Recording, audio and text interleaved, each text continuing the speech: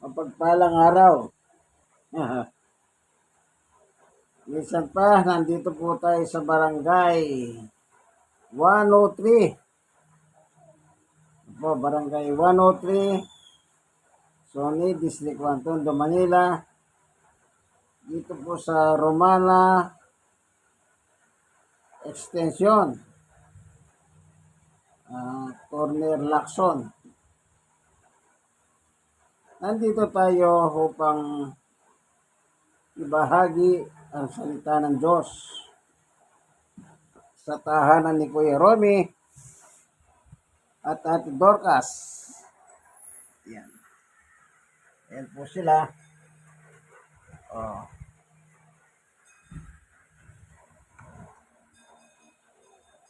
Ngayon, ang Biblia po ay batayan. Batayan ng pananampalataya. At ang Biblia po, ang katibayan, parang tao po, magtamo ng kaligtasan. No. Hindi lang kaligtasan, kundi ang Biblia rin po ang nagtuturo sa lahat ng ating buhay.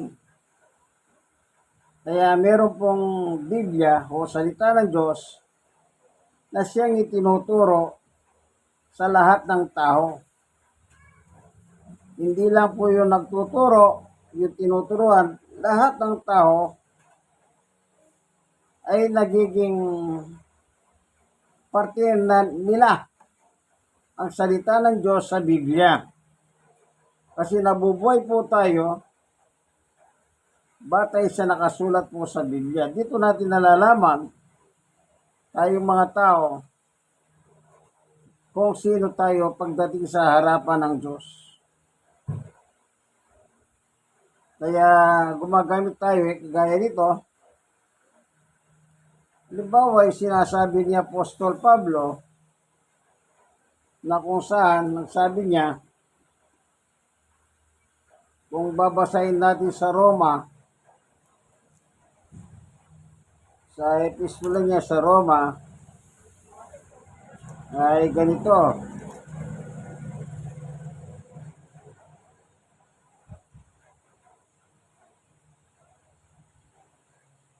Ito, 6:23, sapagkat kamatayan ang kabayaran ng kasalanan, ngunit ang kaloob ng Diyos ay buhay na walang hanggan sa pamamagitan ni Kristo Jesus na ating Panginoon.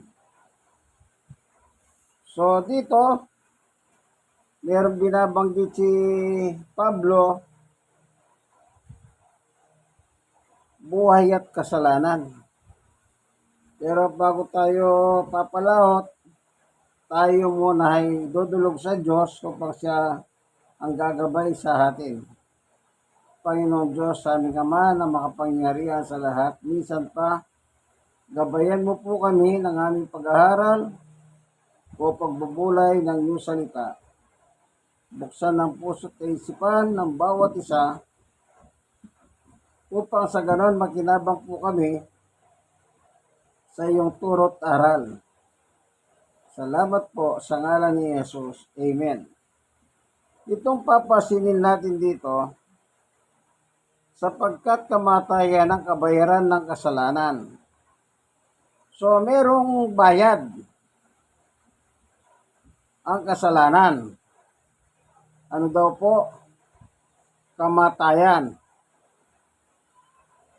Sa Biblia po, ipinakikita ng Biblia ang isang kamatayan.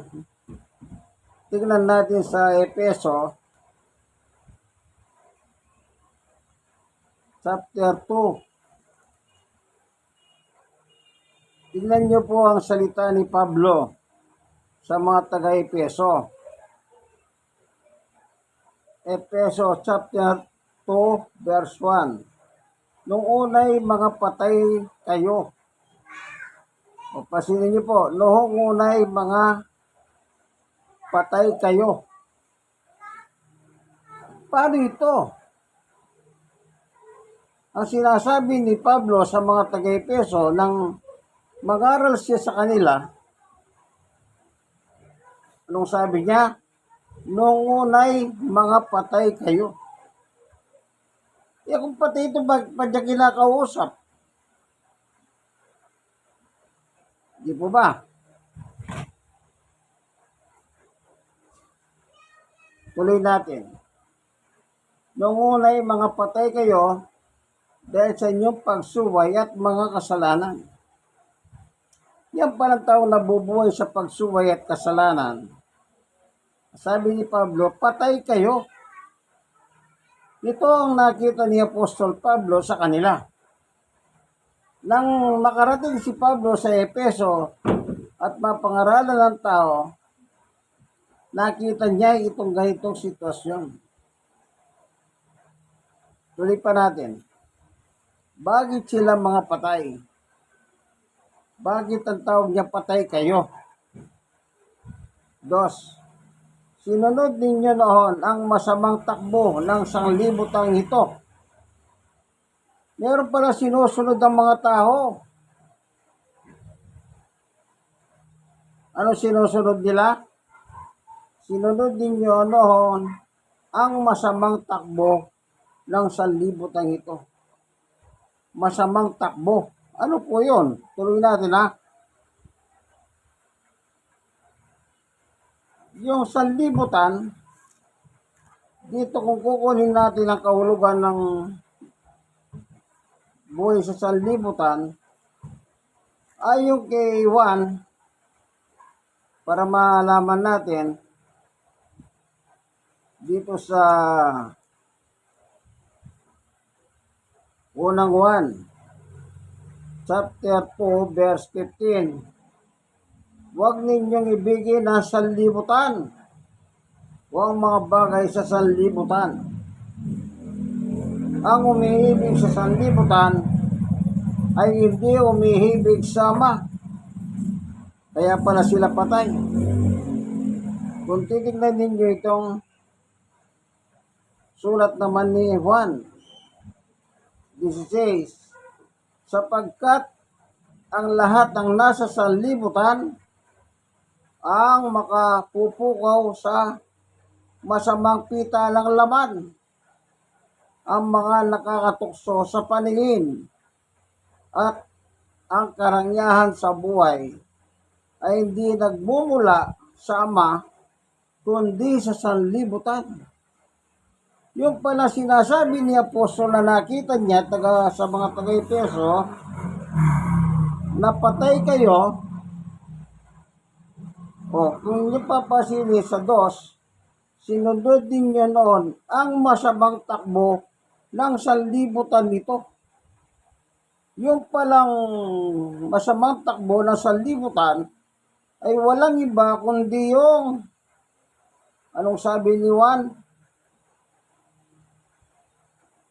Sapagkat ang lahat na nasa sanlibutan ang nakapupukaw sa masamang pita ng laman. Ibig sabihin, di po ba ito katawan natin? Nakakaranas siyang kasiyahan sa bagay ng sanlibutan, ng kamunduhan. Halimbawa, nagsusugal ka. Sa isang pagkakataon, nagsusugal ka, mapalalaki ka, mapababae ka. Subukan nyo pong, sa mga kasino. Hindi po ba, abang naglalaro ka sa kasino, sa sugalan, hindi ba masayang masaya ka? Ibig sabihin, itong katawan mong ito, nakakaramdam ng kasiyahan. Nakakaramdam siya ng kasiyahan. Halimbawa naman, munta ka sa mga bar. Nung naalala ko po, may mga mga lugar na nung araw po kasi na sa Baguio, No, sa Baguio, merong mga, aban nagiinuman kayo, merong mga babae naliligo. Sabi nyo, malamig to na. Aba naliligo, nagsasabon siya. Kung gusto mo sabunin yung babae, hanggang doon lang ang kaya mong gawin. O, nakakaramdam ka ng kaligayahan. Yan. O sa mga walang ganyan, sa mga lugar na walang kagaya sa Baguio, may mga babae naman, siyempre, na yung chancing kung tawagin. O, nakakaramdam ka ng kasiyahan. Kaya yung sinasabi ni Pablo, ang nakita niya sa mga taga-Epeso, nabubuhay sila sa sanlibutan. O, ano pa? Ang mga nakakatukso sa paningin. Siyempre tayo, may mga mata tayo. O, di po ba? Yung iba naman yung peeping tom. Alam niyo po ba yung peeping tom? Yung parang sakit yun eh. Sa mga probinsya. O sa kasaysayan ng Biblia na lang. Si David. Abang nasa kasi siyempre hari siya eh. Nasa balkonay siya. Nakita niya sa isang lugar. May naliligo si Bathsheba. At si Bathsheba po, napakagandang babae. Eh bilang hari, alam niyo naman ang hari. Basta utos ng hari, hindi nababali. Natukso si Haring David nang nakita niyang naliligo si Bathsheba. Kaya kinausap niya yung kanyang trabahador. Kunin si Bathsheba. Yan. At ginawang asawa po. Inasawa. At nagbunga. Naging kasalanan kay David John. Malaking kasalanan ang nagawa ni David doon. Eh bakit? Itong si Bathsheba na natukso si David kay Bathsheba dahil nakita niya naliligo na napakaganda, siya pala ay asawa ng isa sa kanyang mga sundalo.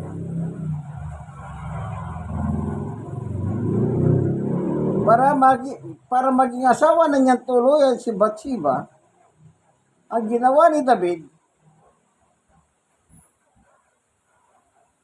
nung nagalaw na si Bathsheba, ang ginawa ni David, pinahuwi ang asawa niya. Ang sabi niya, o sige, tabihan mo muna ang asawa mo. Magpakaligaya ka sa kanyang kandungan.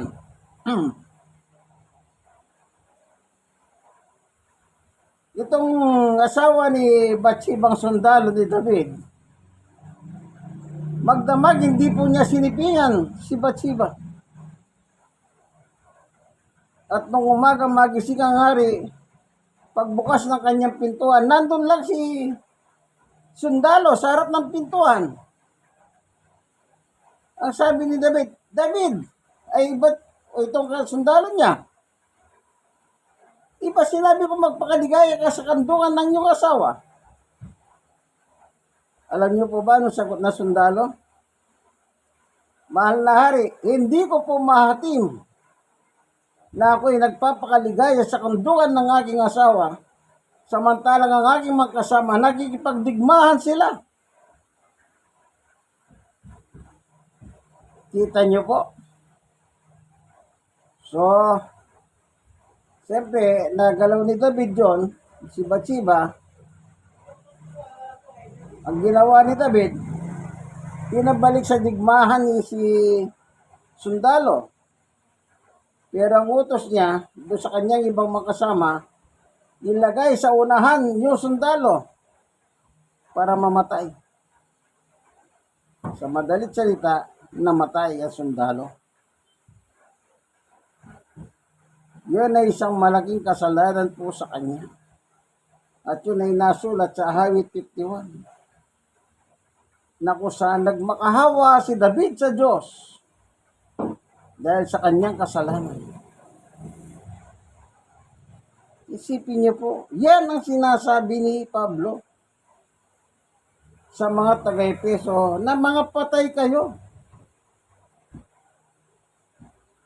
Namatay si David po. Hindi siya patay na namatay, kundi dahil sa ginawa niya, nagsisi siya. Nagsisi siya. Ganon din po tayong mga tao ngayon.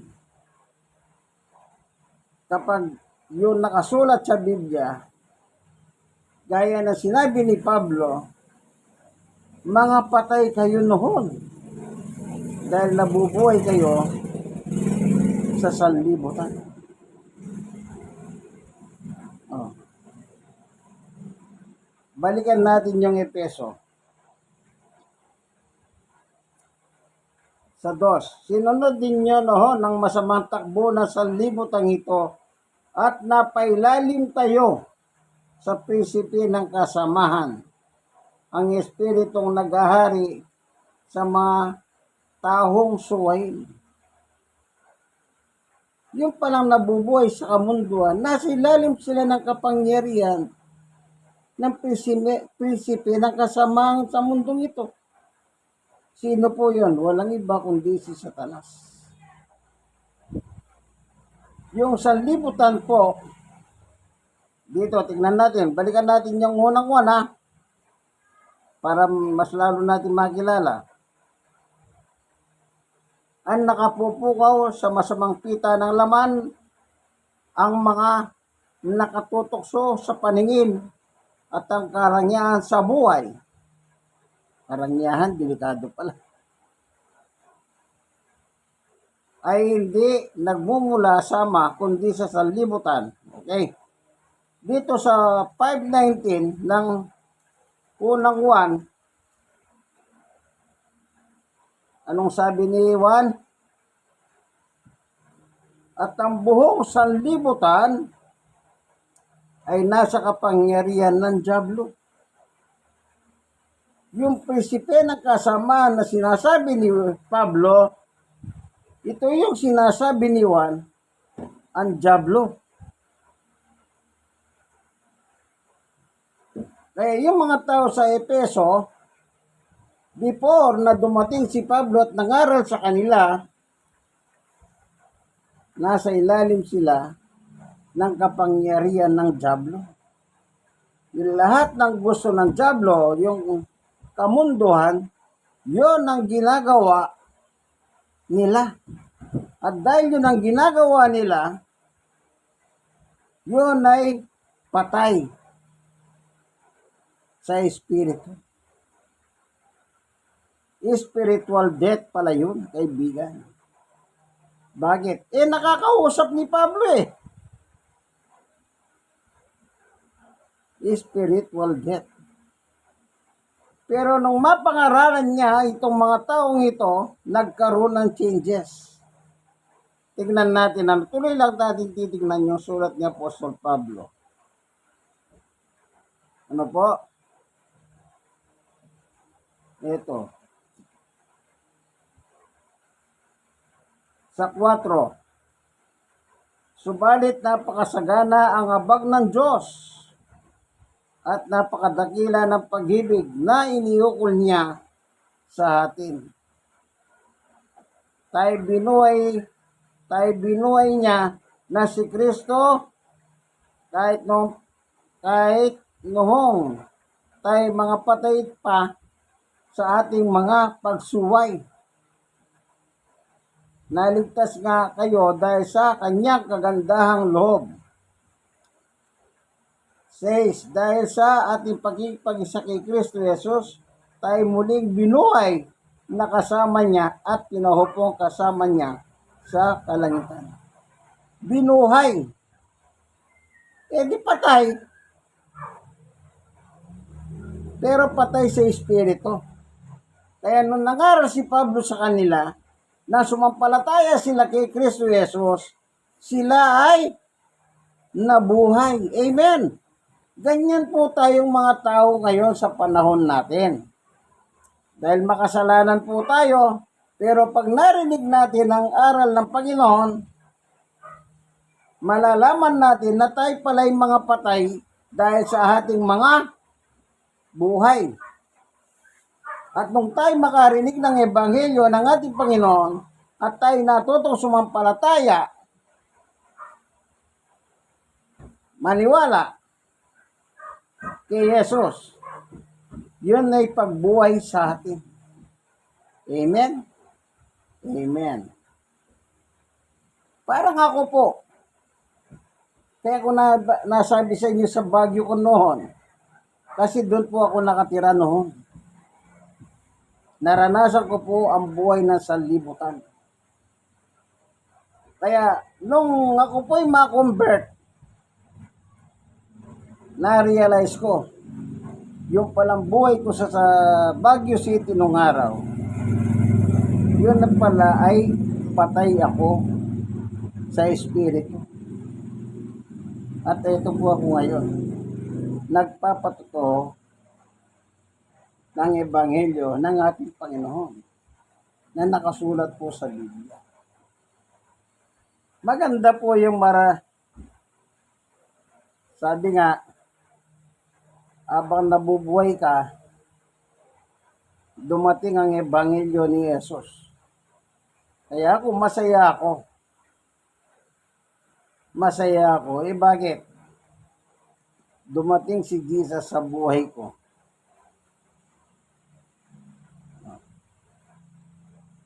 Talagang masarap ang buhay po noon. Yung kabataan ko pa. Kung may trabaho ako, siyempre, pag may trabaho ka, may pera ka. Hindi po ba?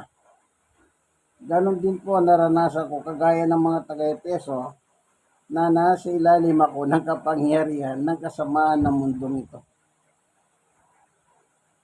Patay sa espiritu na sumampalataya kay Jesus, binuhay muli ako ni Jesus. Amen. Salamat, Panginoong Diyos, sa patutuho mo sa amin. Kagaya ng kasaysayan ng mga taga-Efeso, na minsan sila'y patay sa espiritu at muli silang nabuhay nang tanggapin nila si Jesus sa kanilang buhay nang ipinangaral ni Apostol Pablo sa kanila. Salamat po. Nawa, yung mga nanonood ng video ito, kung hindi pa po ayon sa iyong kagustuhan ng kanilang pananampalataya, baguhin mo po sila, Panginoon Diyos, sapagkat ikaw lang ang pwedeng magpabago sa kanila at wala pong iba. Salamat po sa ngalan ni Jesus. Amen. Minsan pa, nandito po tayo sa tahanan ni Kuya Romy at Ate Dorcas.